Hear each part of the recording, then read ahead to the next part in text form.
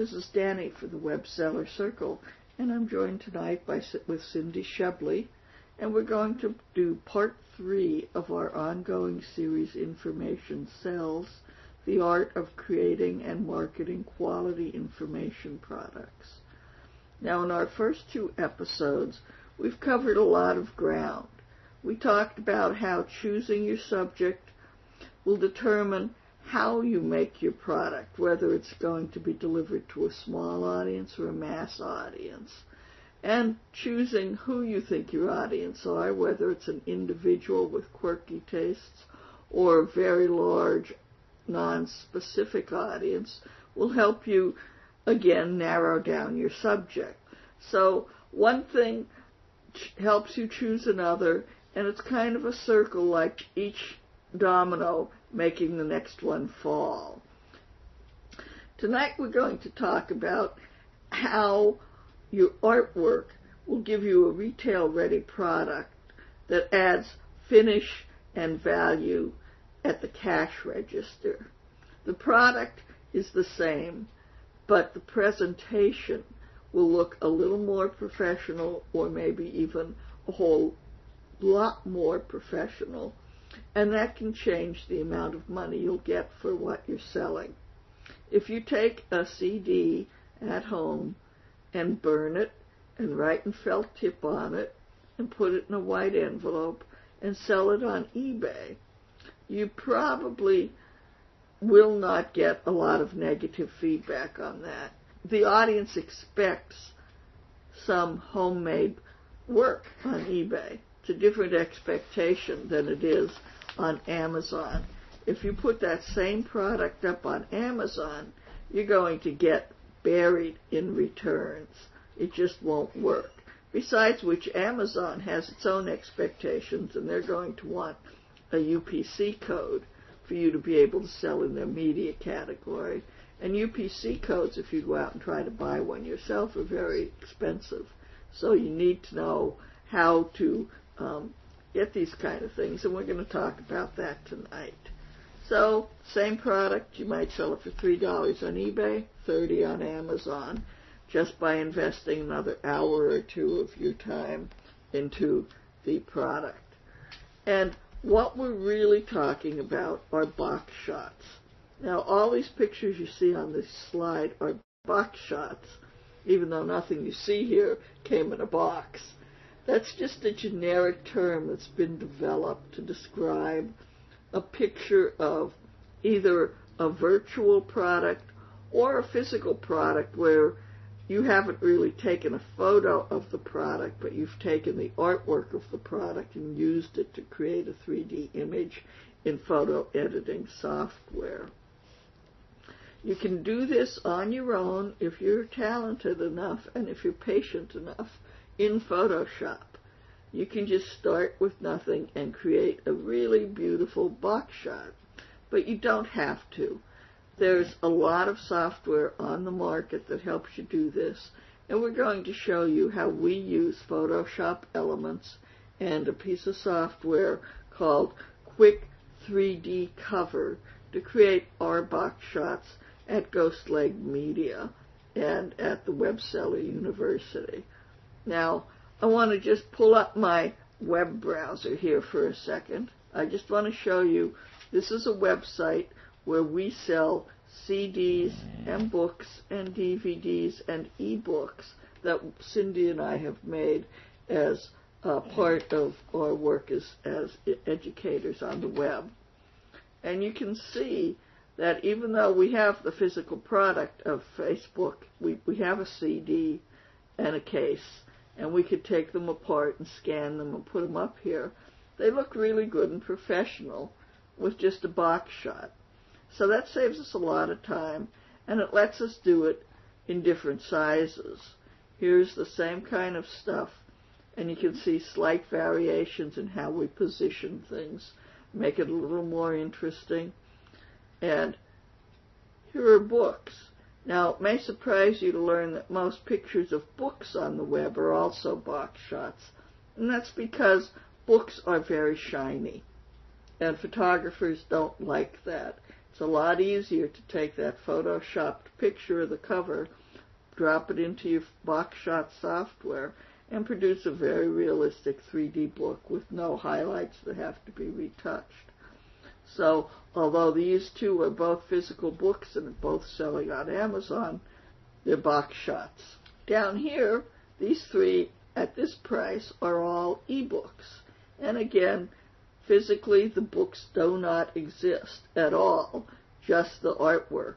But having a cover changes the perception of the value of the book. And it may be just fine with you to sell your book for $1.99. If you have your own website and you don't have partners you're having to split the profits with, and a lot of other conditions like that, there's no reason not to go ahead and sell it for a smaller price like that. You might sell 100 instead of selling 30. But once you start trying to sell on Amazon or on eBay, and you have fees to take into account and affiliate cuts and all the other things that go into actually having other people help you distribute your product, you're in the same position as a person or a publisher with a physical book. You're actually not keeping the lion's share of the cover price. And so you have to charge more, you want to look more. You start finding that a good 3D box shot will make all the difference in the price you're able to get for your book. So with that said, I'm going to turn this over to Cindy, and she's going to take us step by step through creating a cover in Photoshop Elements. So we're going to talk about creating a cover, an artwork cover. Now, we're going to do an ebook cover tonight. I'm going to show you how to do an ebook. But this is going to cover a DVD or a CD as well. It's pretty much the same mechanics. The first question, of course, and we talked about this earlier, was do you want to, hire somebody or make it yourself? Are you going to go out to Elance or Etsy or even eBay? Where do you find your graphic artists and talents? Wherever that is, you may want to hire somebody to do this instead of doing it yourself. Just add it to your budget. It's okay. You don't have to do everything. But if you are going to hire somebody, I did want to mention that you should consider royalties and how that fits into the design of your book. And make sure that you own the rights. So when you contact somebody and somebody's going to make cover art for you, make sure that they understand that they are selling you the actual graphic, that they have no right to it. Because I know that a lot of web designers and a lot of designers keep rights to their products, and I would sure hate for you to have to, down the road, a couple of months, have to argue with who owns the rights to your graphics. So make sure that you have all the rights to your graphics if you hire somebody. Now, of course, you can do it yourself, and that's what we're going to show you tonight. Now, we are going to use Photoshop Elements, and we have done a lot of classes on Photoshop Elements, so there is a full course on how to use Photoshop Elements. In case some of this seems a little bit confusing to you, or I get ahead of you and you don't quite understand, you can certainly go back and review the class that we've already done on the Web Seller Circle. Now, we are going to use Element 6. Now, again, Adobe just announced a couple days ago that they are up to Photoshop Elements 9. So if you haven't bought Photoshop Elements, go ahead and get Photoshop Elements 9 when it comes out. They have a couple of new features built into 9. In fact, it's compelling enough that as soon as the budget allows, we're going to upgrade to 9 ourselves. But the interface is essentially the same in 6 or 9. So this this demonstration should be just fine, and you should be able to carry it over into Photoshop Elements 9. Be sure and get the newest you can afford or the best you can afford. Before I jump in and create the design, I just wanted to give you a couple of tips. As things that I've noticed, you're staring at a blank cover. It's kind of hard to figure out what it is that you exactly want to create with your cover. One of the places that I would recommend you go is to Amazon. Look around the books, and especially the books that are similar to your subject, so you can get some ideas. Always look at success and copy models of success, even with design covers. So I went to Amazon, and I pulled a couple of covers off of the site, so I wanted to talk a little bit about them and give you some tips about what we've noticed and through trial and error, and what we've seen on Amazon when it comes to creating a cover. First, make the fonts simple, bold, and easy to read. Not a whole lot of fancy fonts. Keep them fairly easy to read, because it would be great to see your book on a bookshelf, but chances are you're designing for online purposes. So think of this being reduced into a thumbnail, and make sure that the font is always going to be fairly easy to read. So try to avoid those script fonts. In most cases, you want to use a sans serif font, and we've talked about that before. That's the font without no little tips on it, was what we're referring to. I also like this cover. I picked Tom Clancy. The other samples I have are actually of nonfiction books, which is more likely what we're going to do when it comes to information products. But I wanted to say that remember that even though this is your pride and joy, if you have created it, you probably aren't the product. So in Tom Clancy's case, the author's name is actually the product. Some people will buy Tom Clancy no matter what he writes, as long as they see his name on it. So, of course, the author's name is the biggest thing on the cover. But in most cases, the title of the book should be the biggest, and your author name.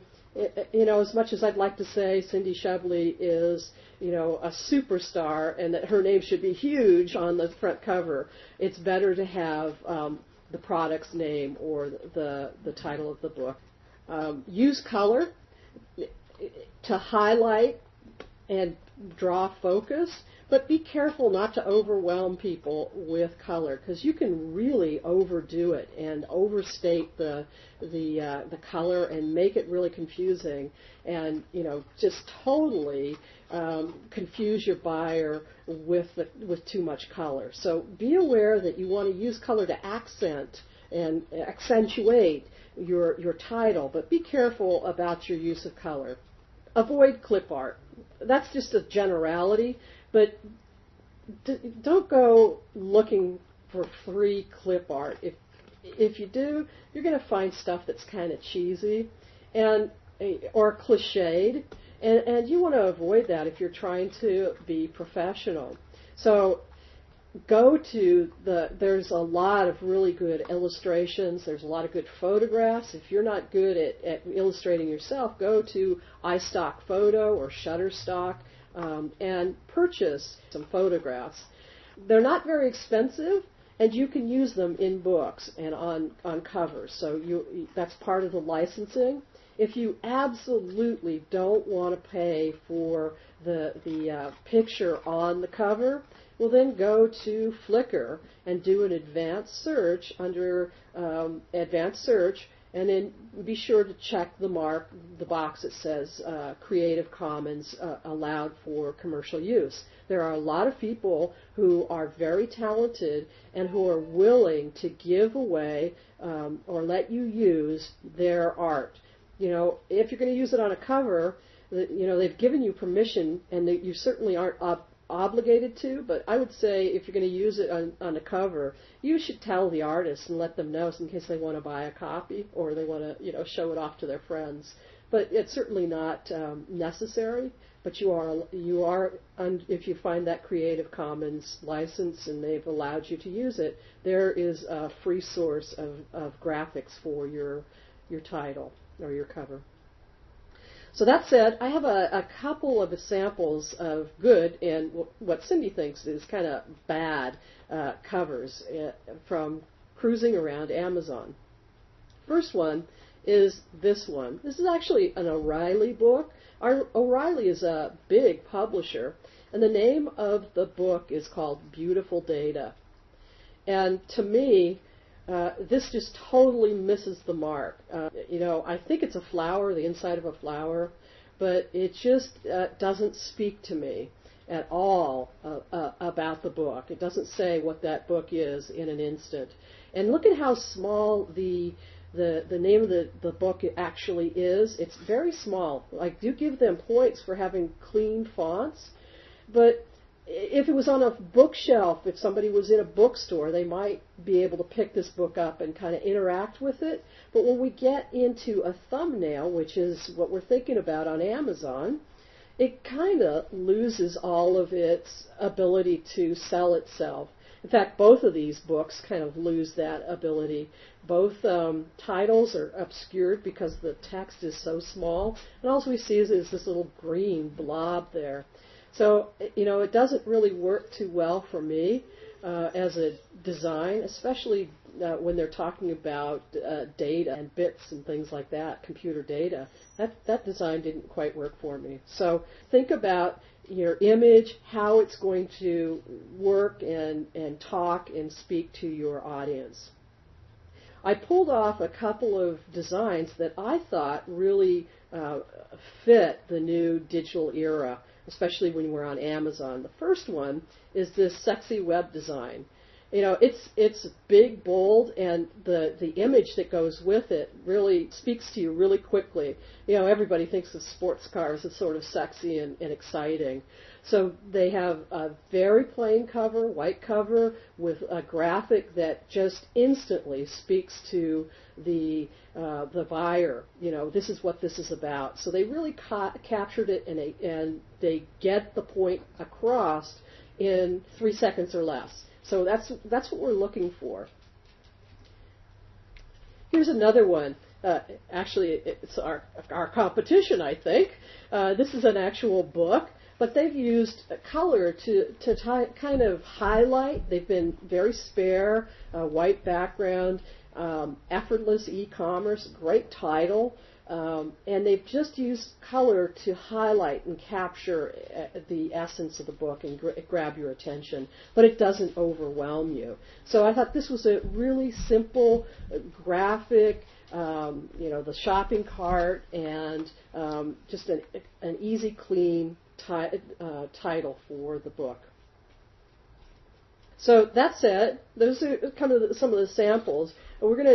Hopefully we're going to get to both the front and back cover tonight. Now, if you're going to do a box shot, or actually if you're going to print it, you're going to have to think about the spine as well. Now, if it's printed, you're going to want to have a spine that says the name of the book, mention the author as well, and, of course, is very simple to read, because a spine in a bookstore is designed for people to be able to look at the spines really quickly and capture what that book is by reading it.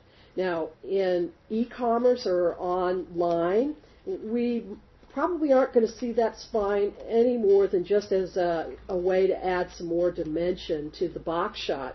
So generally what we do is just try to grab a vertical from the front page. We'll make it a vertical and go ahead and match that so it matches the branding throughout.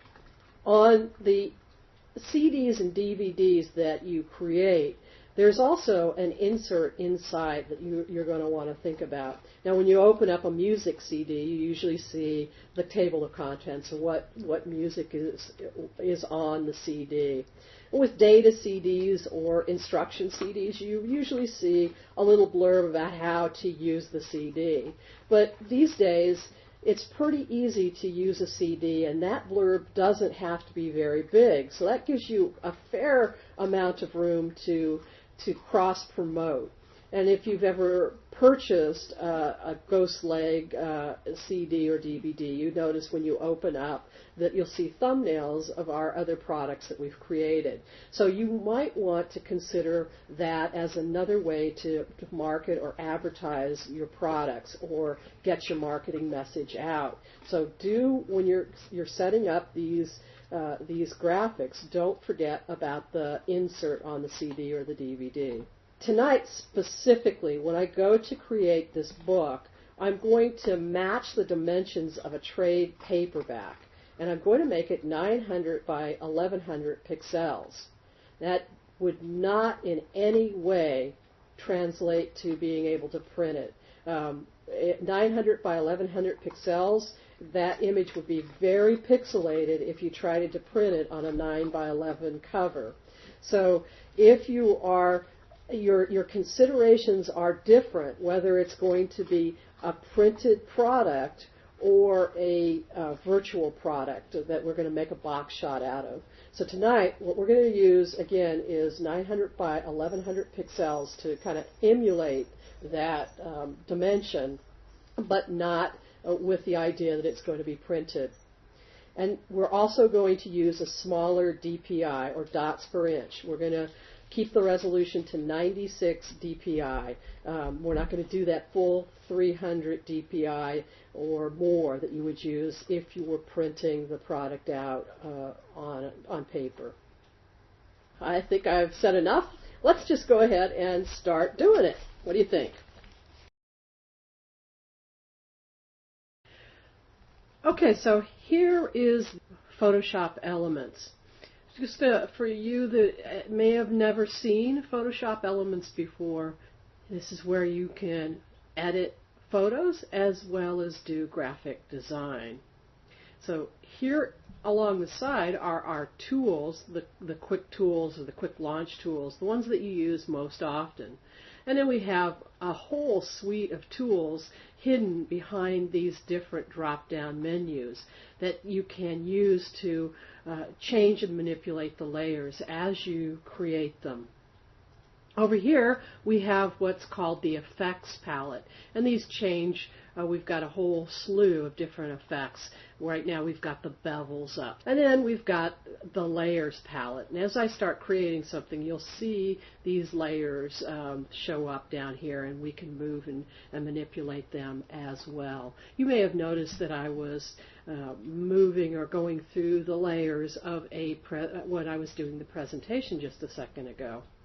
And then finally, this is what's referred to as the clip bin. So all of your graphics you can keep down here in the clip bin.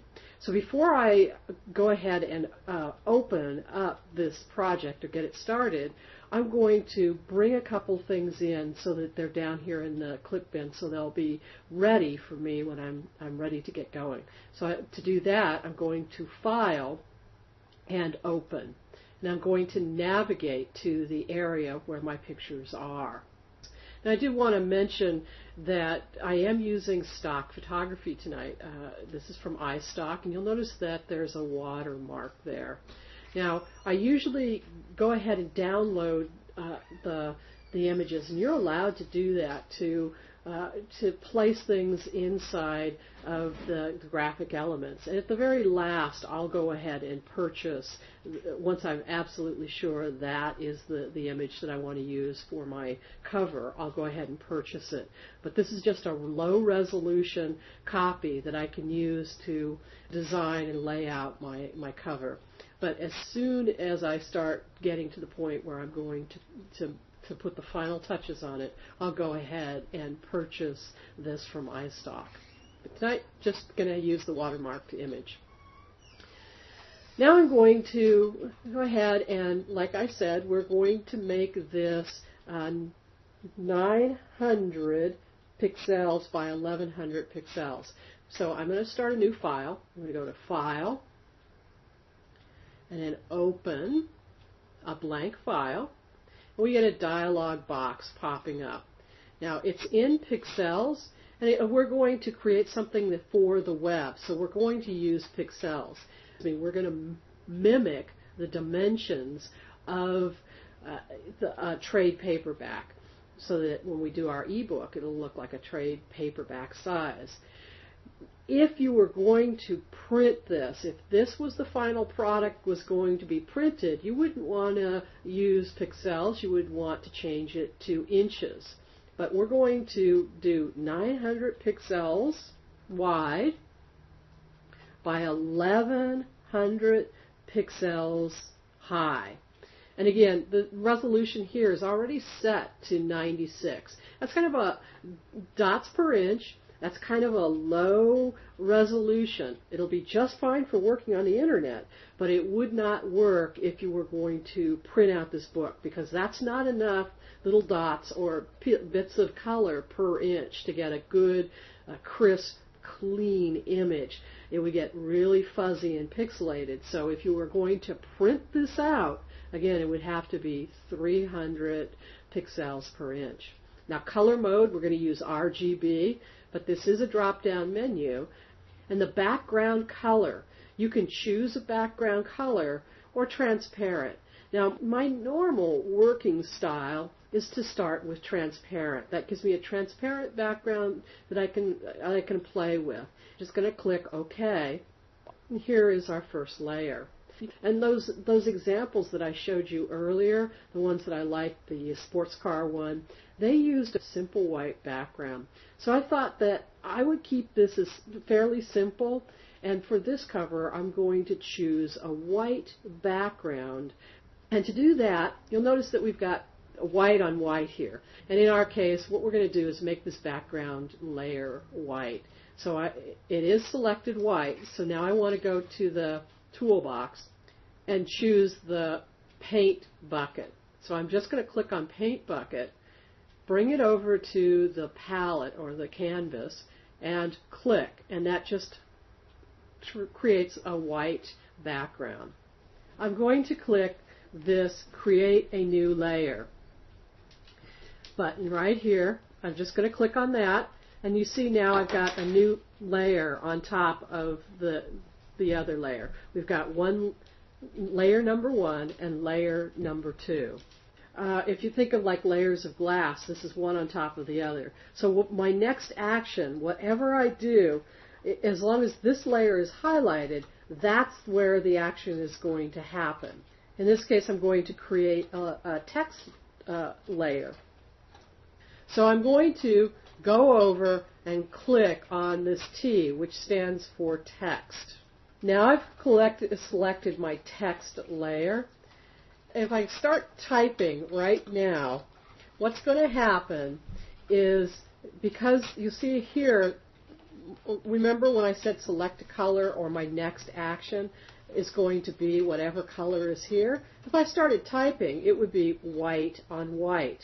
So what I want to do is change this color to a color that I might want this text to be here. So I'm going to just double click here, and I'm going to pick something that's almost gold.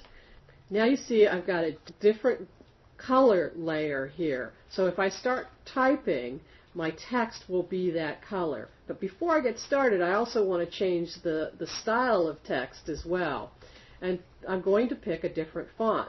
So this is a drop-down menu of my different fonts. So I want to grab something that looks kind of Western. I'm going to pick a Cayenne. And I also, before I start typing, want to choose the size type. So I'm going to go here, and 36 is the font size. And I'm just going to use the drop-down menu and pick the largest size that it'll give me, and that's 72. Now I'm just going to click my mouse in and start typing. Now that's pretty good. I'm not sure it's big enough, So I'm going to see if I can make it bigger. So 72 was as big as it would let me go. So I've highlighted it. I'm going to see if it'll let me choose a bigger size font by just highlighting it and typing in there. And I've picked 122. And that's a pretty good size font. And that's what I'm aiming for here on my prospecting title. Now this is not the whole title.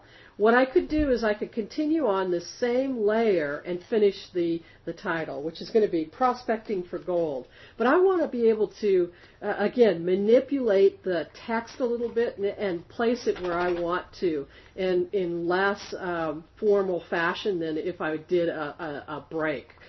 So I'm going to go ahead and create a new layer. So my for gold is going to be typing on a new layer. So I'm just going to go and click where I want to start. And you see that's probably going to be overlap, but we'll be okay with that. You'll see what I mean in just a second. For gold. Now, you'll notice that this has a little cross. When it's a cross, the cursor's a cross. That means you can just click down and move it around. So I can move it and place it wherever I want. So I'm thinking, I'm going to sort of bring it over here a little bit. And we'll see. Now I also think that this looks good, but I want these letters to just stand out a tad bit more. So I'm going to start with prospecting. I went back down here and clicked on this layer. And I'm going to click in to make sure that the layer and text is chosen.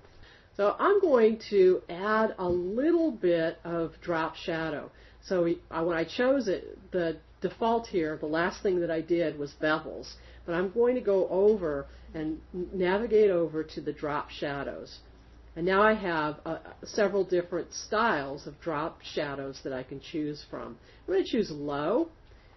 And now you can see it kind of makes it stand out a little bit more. It really pops for you. And that's what we want.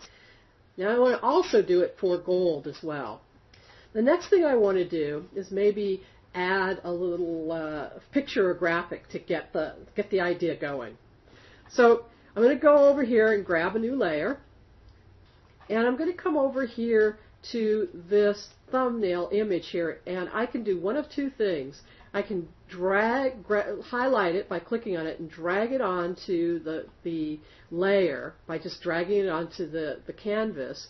Or really a better way to get the best resolution for these and keep the perspective right is just to go double click on it to select it. And then go up to your select menu and select all. That selects the whole image. Go to edit and copy it. And then come back here to your clip bin, double click to get your cover up, back up, and then we're going to go back up to edit and click paste.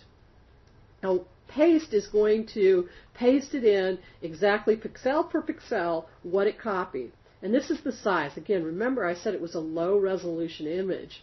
Now, when I'm done with this, I'm probably going to buy a higher resolution image. So bear with me. But what I want to do is change the placement here a little bit and make it a little bit bigger. So I'm going to go up into Image, Transform to Free Transform. And now you see there's a bounding box or a box around it that allows me to move this image around any way I want to and enlarge it. Again, remember it's not going to be all that sharp for this demo, but if I was going to do the actual image, it would certainly be a higher resolution. So I want to put this up kind of up here so that the pickaxe is almost going into the foregold. And when I move the image up, you'll notice that we're covering the foregold. Now, in a previous demonstration on Photoshop Elements, Danny showed us, so if you're interested, go into the library and check that out, how to use the the lasso to isolate these images so that you're just cutting around it. But another way with a white on white like this is we can just simply change the layer order, because remember, whatever is on top, the top layer, is what's on top. So to move or to demote this, all I have to do is make sure it's highlighted, hold my shift key down, and just drag it under the prospecting for gold layer. Now you see there's a different order here. And voila, we've got a different setup. Or, you can see now it's not covering it. And I can continue just to move it around as I want. That's probably good enough. Next thing, I probably want to put the author's name or a subtitle. Now, it totally depends on you, what your sales pitch is and what your motivation is. So I'm just going to quickly add some more text here. And probably not going to use the same font. Let's pick something Gothic. Maybe that'll sort of go with prospecting. And drop down the size of the font some. We don't want it quite so big as it was for the title. And then I'm going to, you see I'm going off the sides here. That's okay, because we can break it up. I don't like how it's broken onto two lines there, so I'm going to backspace it and actually going to make it a little bit smaller. Let's drop it down to maybe 48. And I don't think it's really popping as much as I'd like to with this orange color. I like it up here, but I'm not liking it down here. So I'm going to highlight that, and I'm going to change the color. I'm going to click on that, and I'm going to, try maybe just a black. See how that works. And now we have a fairly simple cover. It gets the point across. It was fairly easy to do. It wasn't a whole lot of blood, sweat, and tears. It came together fairly easily. So I'm going to call that good for right now. So I'm going to save this. Now I'm going to save it tonight as a JPEG. But if I was going to actually create this, I would save it as the PSD file first, so that I could come back to it and change these layers. Because once I put it into a JPEG or a GIF, it compresses all the layers and you cannot re-edit it. But as long as it stays in that original file, you can come back and change any one of these layers, drop any layers.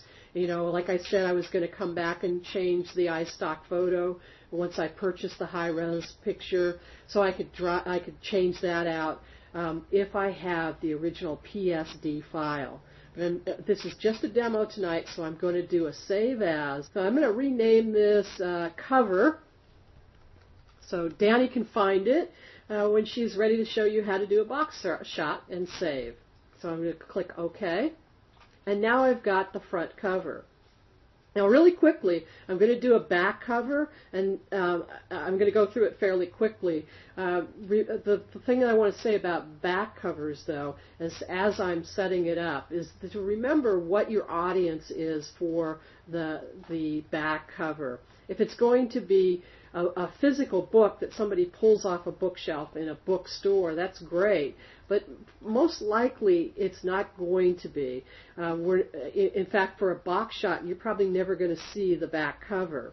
Now, you see I've got black on top of white. I'm going to make this, I'm just going to use these flip tools, and I'm going to bring my white up to the top, and I'm going to fill this front layer. Now I've got my front layer. And when you create either a DVD cover or a CD cover or a book cover, if it's going to be sold on a place like Amazon or it's going to be a physical product, the one thing that you're going to have to remember is that you're going to have to design around a barcode. So you're going to leave this space down here empty. You're not going to want to put design elements that get lost down here in the corner, because there's going to be a barcode there. So I'm going to grab some text here, and I'm going to, let's start with about the book. Let's just, Now you see I did it to myself. I forgot to change the color of the font from white to black. So I'm just going to go back and reverse it, and there we go. You know, I'm wondering, oh gosh, how do I get it centered? There is a tool that you can use called the grid, and you can use that. Again, it doesn't show on the final product, but it does help you place things using a grid. It's very, very helpful. You don't have to worry too much about straight lines, but it does help you get things centered. I wouldn't really necessarily recommend this, but I do have some files on a notepad. So I'm going to bring up the notepad and I'm going to paste them onto the back cover. It works okay in Photoshop to do this, but you do end up having to clean up a lot of text, breaks and lines and things like that. Sometimes it's easier just to go ahead and type the whole thing over right on the text layer. But to save time, I'm going to pull up my notepads. I have taken the word wrap off. I have unchecked that so that I can choose where my breaks are going to be. So I'm going to go ahead and highlight, select all, and copy, and then I'm going to reduce this. And I'm going to put this on a new text layer. You know, spend a little bit more time cleaning it up than I'm going to do tonight. Make sure that the line breaks and indents are a little bit neater. So there it is. You know, it might be a little bit too big. I'm not sure, because I want to also fit a picture of Bill in here. So I'm going to highlight it all and make it like 18. Because remember, I've got to design with the idea that there's going to be a big old barcode down here. I'm going to move this just a little bit. And now, remember I said you could either copy and paste, and I showed you that the first time, or you can drag and drop. This time I'm just going to show you how simple it is to drag and drop. So here's a picture of Grizzly Bill, and I just dragged and dropped it up there onto this layer. Go back up to transform, free transform. I'm going to make him a little bit smaller. And now I have a little blurb about Bill as well. Still got some room down here for a barcode if it becomes a printed barcode. Now there's certainly a lot of other things we could do with this back cover to keep the branding consistent, to make it a little bit more interesting. We could put some color behind these boxes to make them stand out.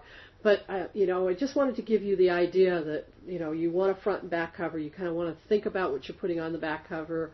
Remember how it's going to be presented. Is it going to be presented in person in a bookstore, or is it going to be presented online? What kind of information do you need to have back there? So that's the front cover and the back cover. Again, I'm going to save this back cover as a JPEG. So in many cases, you'd have a colored background for your book. If that's the case, you would want to take a slice of that to keep consistency for the spine. But again, this is a real simple book with a white background, so we don't have to worry about that. So that's your front and back cover. I'm going to turn this over to Danny, who's going to turn the front cover into a box shot and make it look professional. Thank you, Cindy. So I'm going to open Quick 3D Cover, and you see it's got a series of templates which are very easy to use, and the first ones are indeed boxes. We're saying that we're making a book here with this particular cover, so we just scroll through all of these things until we get to the books. Now you'll see the choices here, and this is your preview window on the right. So if we take book H1, you'll notice that there's a spine, a front cover. They give you the pages, and down here it tells you what you need. Here it is facing in another direction. Same book idea, kind of laying down. Here's your spine visible. Thicker. Maybe it comes with a CD. Maybe you like the look of wrinkled pages. spiral bound, you can see you have quite a lot of choices. Grizzly is going to be a paper bound book, and it's not that thick, so let's start with them laying down. And we look at it and we think, well, heck, I really want to use this, but there's nothing for the spine. And if all we had was Cindy's JPEG, which is perfect as it is for the cover, it's not perfect for the spine. So let me go get the cover.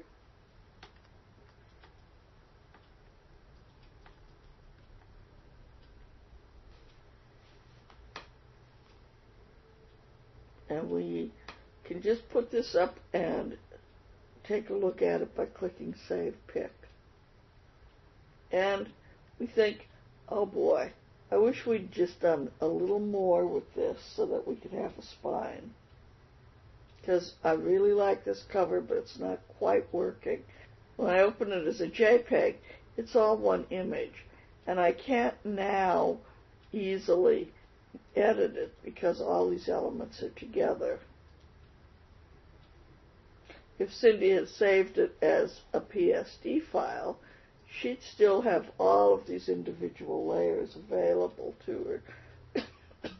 So when we came back and we said, let's put maybe a band of color behind Prospecting for Gold,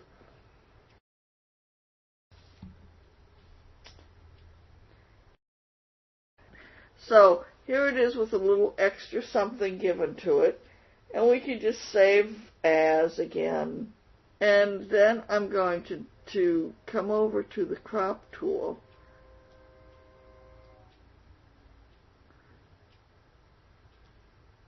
And I'm just going to crop a little bit off and call it the spine. And again, I would save it as both a PSD and a JPEG normally. We'll just do the JPEG for now. Make sure to undo that crop in case we need this again. So in my 3D, I now have a side, which we call spine. And you see, let me change this one too.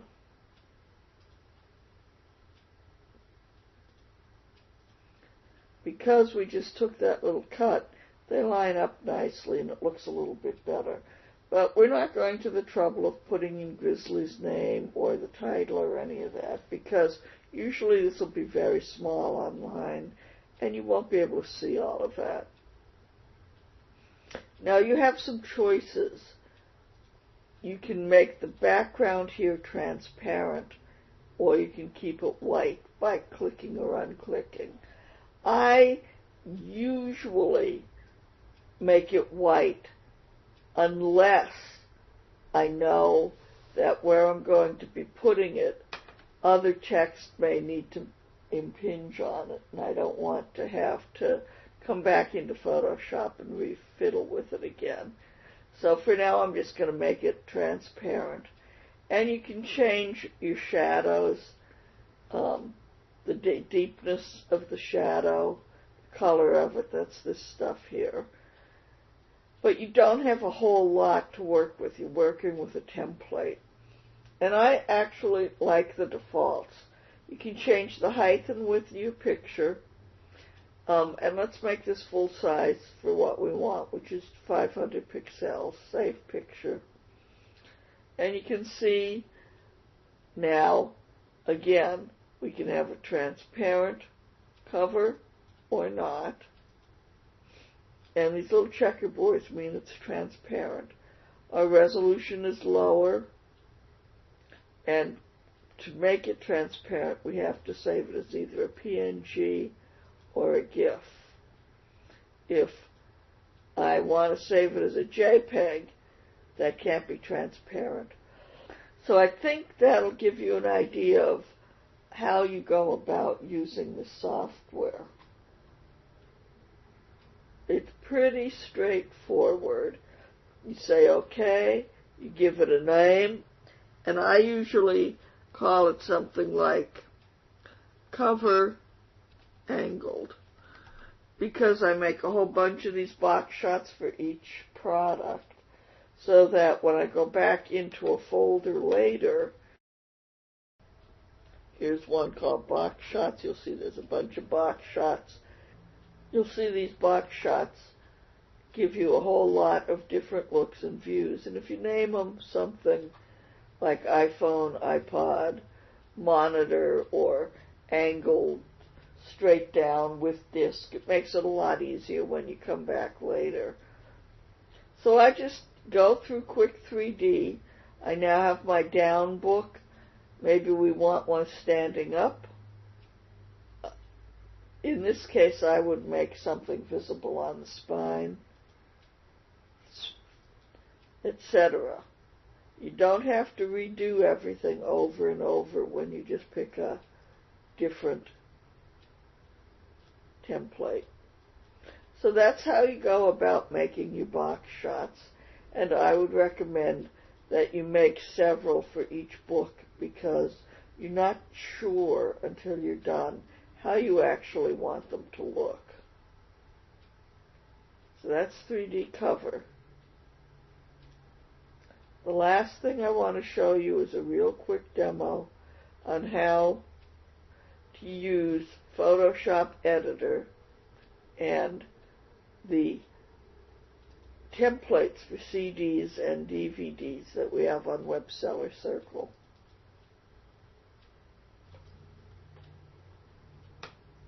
So we come to Web Seller Circle. If you're already signed in, you're good. If not, you'll be asked to sign in. And there's a lot of information here. If you're not familiar with the library, you scroll down almost to the bottom of the page, and you'll find Download Library. This will let you find a lot of different information in the library. Look for Info Product Templates and click on it. You'll see we have artwork for the case, inside for the actual disc itself, for the insert that goes inside of a case for DVDs, copyright warnings for the beginning, and even a page on Facebook. What we want right now is the CD case. Click it. If you're signed in, it'll download. If you're not signed in, it'll ask you to sign in. And you just put in your username and password and download it. Now, I've already downloaded it to this folder. It's a zip file. You'll need to unzip it, and when you do unzip it, it'll come out as a PSD file, which you can then open in Photoshop. So I'm going to open it here in Photoshop. You can either open it directly by double-clicking on it, or you can open it within Photoshop by going to it. And this is a case already set for the exact dimensions you need to send your DVDs and your CDs up to Kanaki. And remember, after you make this ebook, you're probably going to want to burn it to a CD. Now, you have the choice of several different kinds of cases for your CD.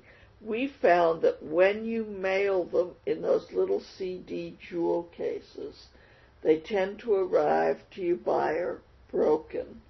The post office isn't very gentle with those plastic cases, and they're very brittle. So we've started shipping both CDs and DVDs in these what are called Amray cases, which are the ones that are made for DVDs. But the whole CDs are the same size. One of the things we suggest you do is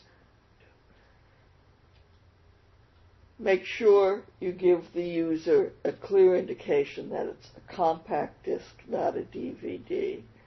And we do that on the spine as well, and we do it on the disc.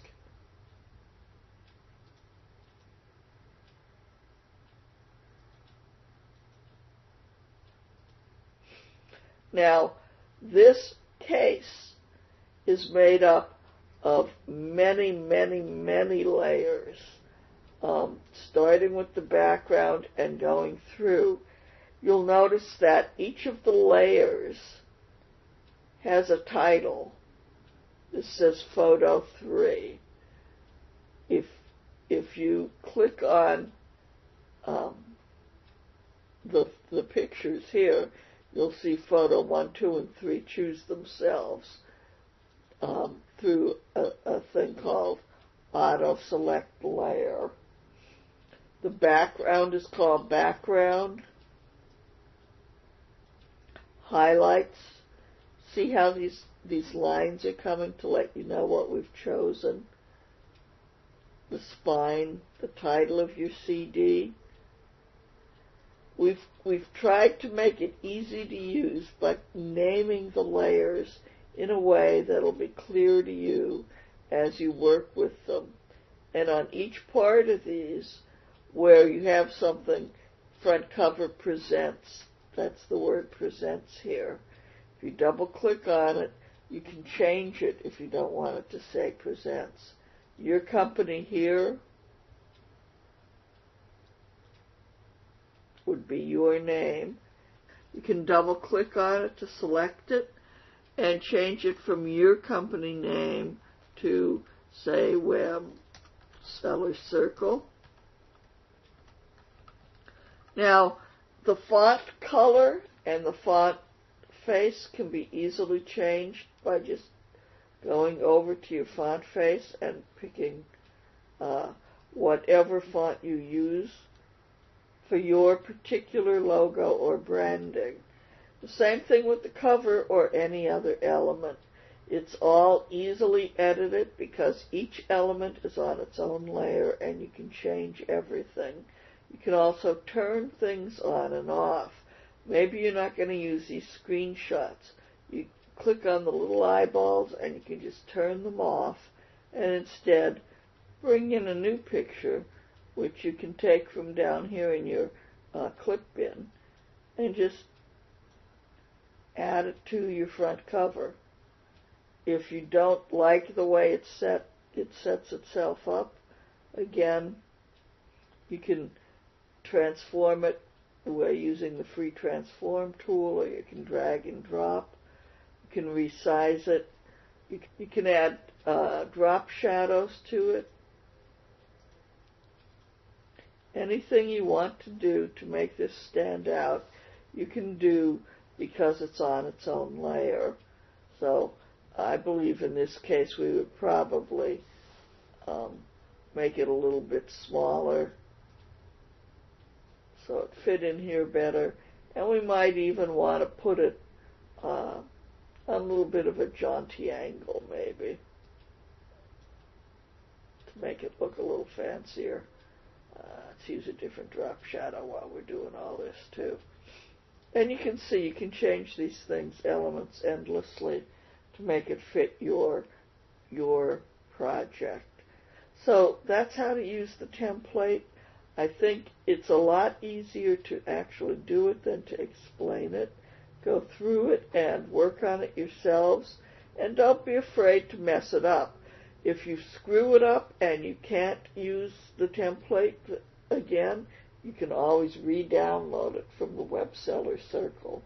So you don't have to really worry too much about being careful and saving your template for future use. So that's how you make a retail-ready product with artwork, even though you don't have a physical book, or even in those odd instances where you do. Next week we're going to move from ebooks to CDs and DVDs, and we're going to look at editing and creating videos with Camtasia and with Sony Movie Studio. Until then, this is Danny Byrne and Cindy Shebley for the Web Seller Circle. Thanks for joining us.